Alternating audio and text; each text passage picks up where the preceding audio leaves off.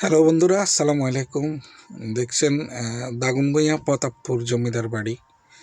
তো এটা হচ্ছে শতবর্ষী পুরনো প্রত্নতাত্ত্বিক নিদর্শন আমাদের দাগনভূঞা অঞ্চলের। এটা একটা পুরনো জমিদার বাড়ি। তো এটার কথা শুনেছি আমি অনেকবার। তো এবার একটু সুযোগ হলো বেড়ানোর, আসলাম এখানে। এখানে হচ্ছে যেহেতু এটা একটা সনাতন ধর্মের ধর্মাবলম্বীদের বাড়ি, এটা হচ্ছে জমিদার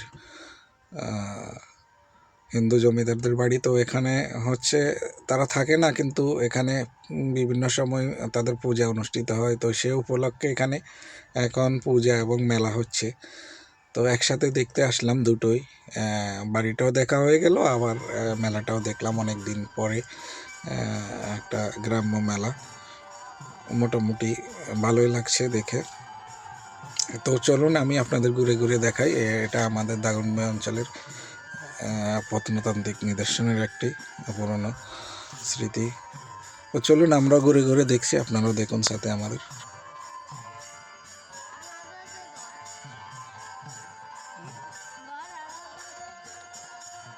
আলাদা আসছিল অনেক ফ্যামিলি আলোক আলোক আছে না।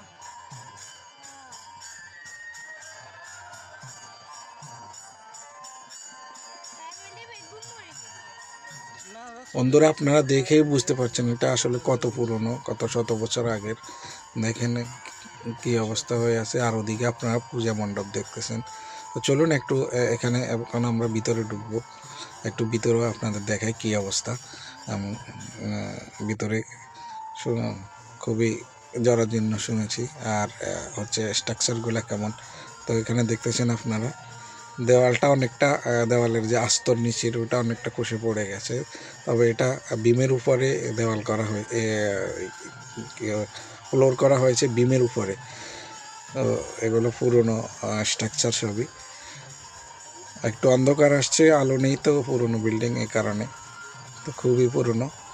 এটার মধ্যে তেমন একটা এখন কিছুই নেই, এগুলো শুধু সামনের দিকে একটু কাচারি ঘরের মতো আছে, আর ওদিকে পূজা মণ্ডপ আছে, মন্দির আছে, ওরা পূজা করে। আমরা এখন বেরোলে আপনারা সামনে দেখতে পাবেন এখানে বাইরে পুজো হচ্ছে, পুজোর অনুষ্ঠান হচ্ছে। ওই যে দেখা যায় পুজোর অনুষ্ঠান হচ্ছে।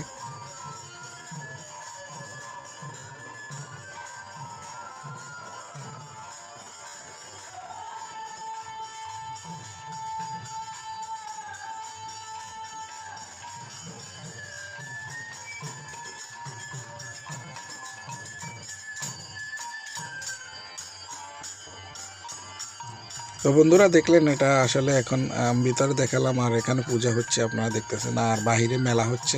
আমরা মেলা দেখব, মেলার ভিডিও আপনারা দেখতে পাবেন।